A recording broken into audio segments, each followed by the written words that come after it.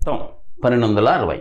అయితే ఆ బహుభుజి యొక్క రకం ఏంటి? ఆ రకం ఏంటంటే అది దాంట్లో ఎన్ని భుజాలు ఉన్నాయి, అష్టభుజ, నవభుజ, దశభుజ ఇట్లా అని అర్థం. సరే, మనకి తెలుసండి, ఒక్కసారి బేసిక్స్ గుర్తుంచుకోండి.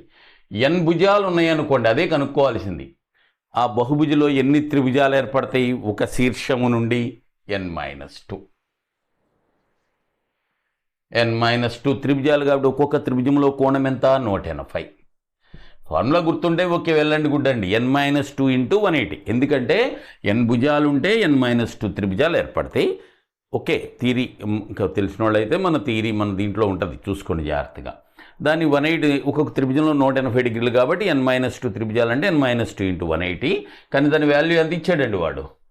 1260. 0 అండ్ 0 అవుట్.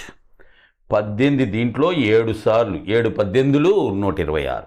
ఆ -2 ఇటు వచ్చింది అనుకోండి, n ఈజ్ ఈక్వల్ ఎంత? 7 + 2. -2 వస్తే +2 కదా, దట్ ఈజ్ 9.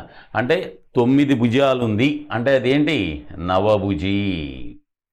9 భుజాలు ఉంది అంటే దాని అర్థం ఏంటంటే అది